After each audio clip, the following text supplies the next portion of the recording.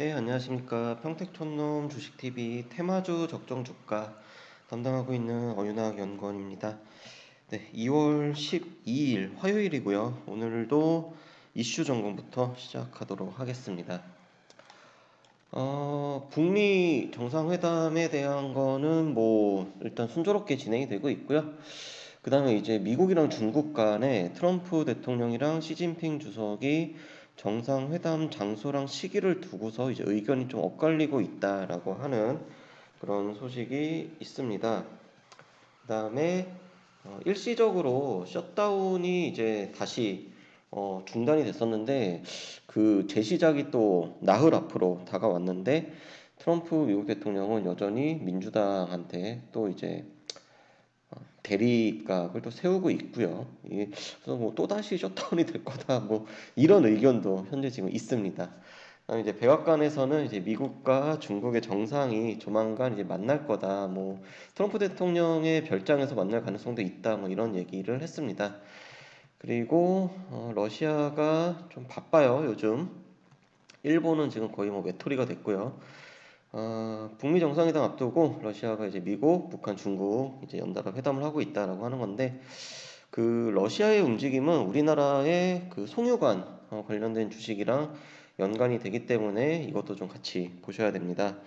그 다음에 자유한국당에서 2월 27일 전당대회를 앞두고 있고 오늘 조금 이따 이제 마감이 될 건데요. 후보 등록이 오늘 있습니다. 근데 사실상 그 홍준표 전 대표가 안 나오겠다라고 밝히면서 황교안 전 총리랑 이제 운이 아니라 오세훈이죠. 오세훈 전 서울시장의 이제 2파전이 된다라고 하는 건데 일단 황교안 전 총리 쪽으로 유력하게 얘기가 나오고 있습니다. 네, 테마주들도 여러 개가 있는데 이미 많이 움직였기 때문에 좀 추격은 안 하는 게 좋을 것 같습니다. 그리고 이어지는 이슈는 금융감독원에서 이제 보험업계에 좀 대대적인 손질을 예고하고 있다라고 하는 건데 보험주들 좀 움직임 좀 봐야 되겠죠. 이런 악재, 대형 악재입니다. 이거는. 그다음에 이제 넘어가고요. 증권거래세 폐지되면은 이제 일본의 경우를 통계를 봤더니 하루에 거래 금액이 한 1조 원 정도의 증가 효과가 예상이 된다라고 하는 건데 당연히 이런 일이 발생을 하면은 증권주 날라가겠죠. 네. 그 다음에 연초부터 코스닥 이제 IT 바이오 쪽에 외국계 자금의 유입이 있고 그래서 이제 중소형주 중심의 펀드가 수익률이 괜찮다라고 하는 이슈도 있었습니다. 그래서 조금 있다가 오늘은 이제 이 이슈 관련된 종목 어떤 종목이 있는지 한번 살펴보도록 하겠습니다. 자, 내일 실적을 발표하는 기업입니다. 게임주들이 상당히 많아요. 위메이드, 넷마블, 네오이즈도 그렇고요. 그리고 한국항공우주, 또 한국타이어랑 월드와이드, 그리고 이제 한국철석유, 그리고 이제 두산그룹 이제 이렇게 지금 실적 발표 앞두고 있습니다. 자, 그러면은 오늘은 뭘 살펴볼 거냐? 역시나 테마는 마땅치 않습니다. 오늘 그래서 코스닥 중에서 최근 이제 2달 동안 외국인 누적 순매수 금액이 100억 원 이상인 종목만을 한번 뽑아가지고 봤습니다. 그랬더니 전부 18개의 종목이 나왔고요. 쭉 보니까 자 1등이 바이로메드, 2등이 셀트리온 헬스케어, 둘 다 이제 바이오 관련된 종목이죠. 그리고 서울 반도체, 그리고 이어서 카페24, 그리고 이제 YG엔터, 또 오스템 임플란트, 이 종목도 이제 의료기기 관련된 종목, YG엔터랑 CJEN은 같은 그룹, 메디톡스 역시나 바이오, 삼천당제약 바이오, BH 이쪽도 다 그렇고 텔콘 RF도 그렇고 보면은 확실히 바이오 제약 쪽으로 좀 많이 쏠려 있다라고 하는 거. 그 다음에 이 IT 부품, 반도체 관련된 부품이랑 4차 산업혁명 관련된 종목들에 또 이제 또 유입이 많이 또 되고 있다라고 하는 거 특징적으로 이제 볼 수가 있습니다. 근데 우리가 이제 종목을 접근을 할 때는요, 이 외국인의 수급이 들어왔다고 해서 무조건 상승을 한다라고 하는 거는 보장을 할 수가 없습니다. 뭐 저보다 더 많이 아실 거예요. 진짜 경험도 많고 하시기 때문에. 그러니까 이 어찌됐건 40거래일이라고 하는 기간이 대략적으로 한 12월 이제 이쯤부터 될 겁니다.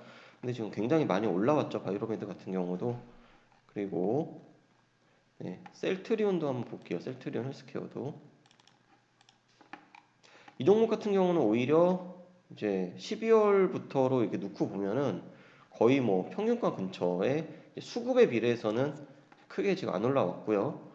그리고 서울반도체 이 종목도 지금 1월 달에 특히 상당히 반등이 좀 세게 나왔습니다. 그리고 카페24. 네.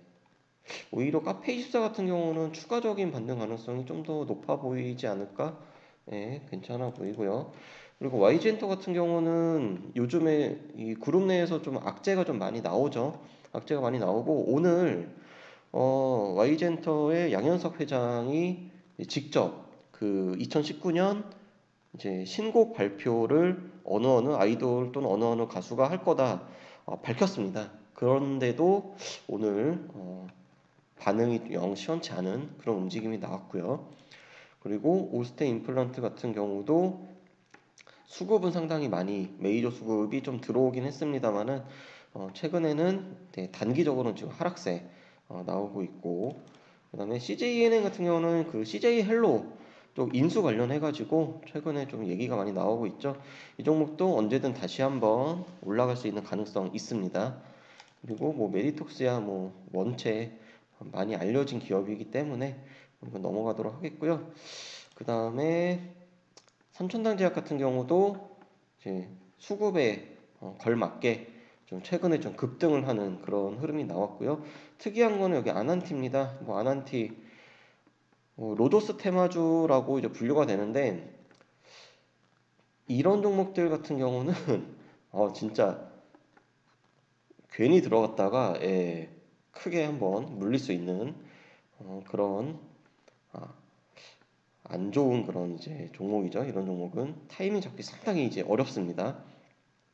그리고 이제 파트론 같은 경우도 종목 자체는 상당히 좋아요. 상당히 좋은데 뭐 길게 보면은 아직도 고점 대비해서는 좀 많이 내려오긴 했습니다만은 단기적으로 봤을 때는 그래도 계속 상승 유지가 되고 있다. 추세적으로. 네. 그렇게 됐고 그다음에 오히려 이제 하림 지주 같은 경우는 수급에 비해서 지수 움직임이 좀 별로 안 좋은 그런 상황입니다. 이거 지금 차트는 지금 파라다이스 차트죠. 네, 하림 지주. 그리고 파라다이스도 마찬가지고요. 파라다이스 같은 경우도 결국에는 중국에 여행객이 들어와서 외국인 카지노, 그다음에 이제 파라다이스 호텔 이제 그쪽에 좀 수익성이 나야 되는데 이 종목도 아직까지는 그 다른 이제 여행 관련된 종목들하고 마찬가지의 움직임이 나오고 있다 이렇게 보시면 될 것 같고요.